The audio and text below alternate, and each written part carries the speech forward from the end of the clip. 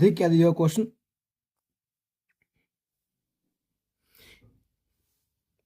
एक बेलन के आधार की त्रिज्या 4 सेंटीमीटर और ऊंचाई 14 सेंटीमीटर है, तो बेलन का वक्र पृष्ठीय क्षेत्रफल ज्ञात कीजिए। ठीक है, मैं आपको क्वेश्चन के माध्यम से भी समझा सकता हूँ इस क्वेश्चन को।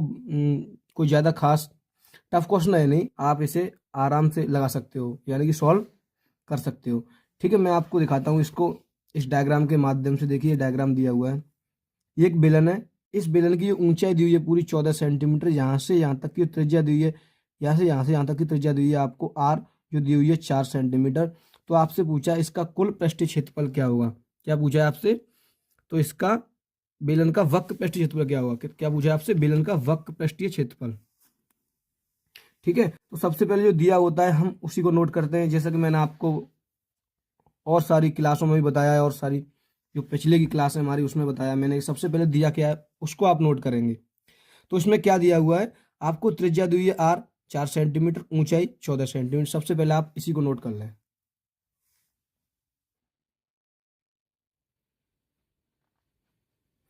तो लिखेंगे दिया है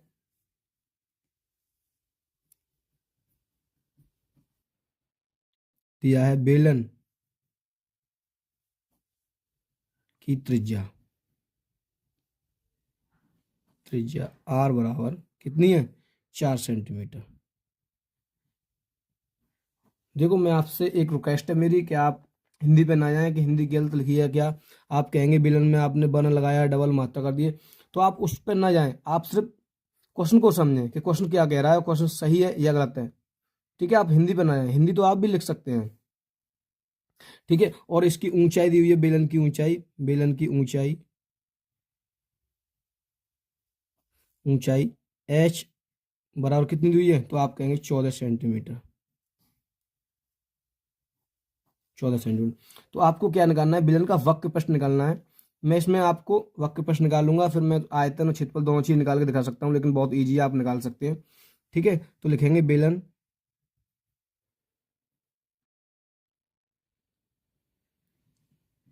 का, सबसे पहले मैं आपको आयतन निकाल के दिखा दूं या आपको वक्र प्रस्थ, तो सबसे पहले मैं आपको आयतन दिखाता हूँ। बेलन का आयतन,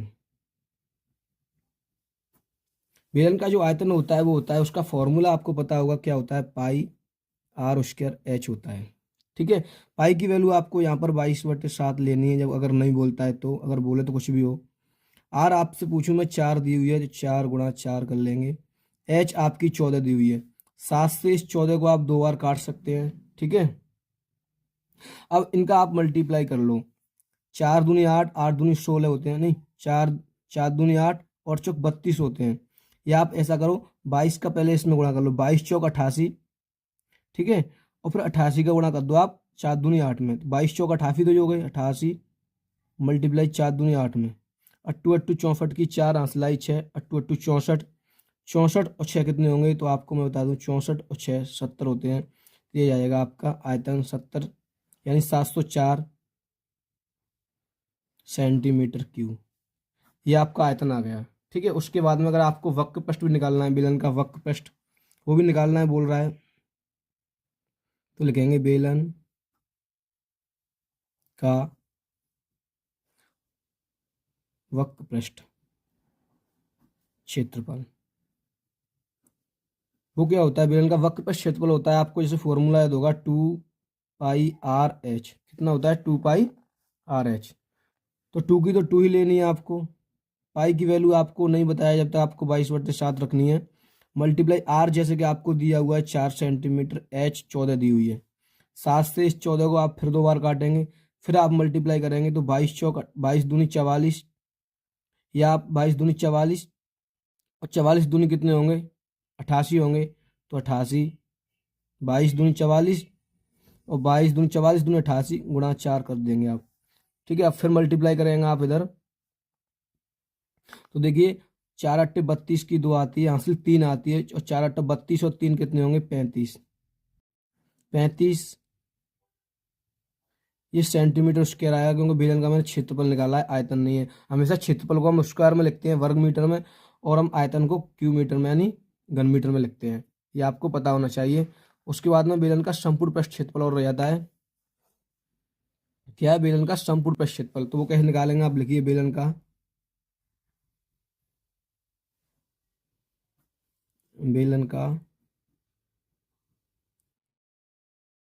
संपूर्ण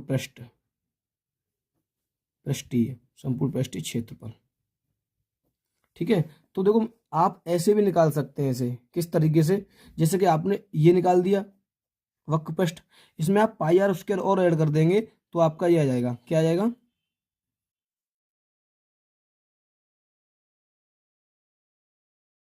तो आपको क्या करना है, इसमें पाई आर स्क्वायर और ऐड करना है, या फिर आप डायरेक्ट फॉर्मूला लगा लो, या या आप ऐसे कर लो। ठीक है, तो फॉर्मूला क्या होता है, 2 पाई आर एच, तो उसका होता है वक्र पृष्ठ का 2 पाई आर एच प्लस ऊपर का नीचे का पाई आर स्क्वायर और होता है, तो 2 पाई आर स्क्वायर और जुड़ जाता है, 2 पाई आर स्क्वायर।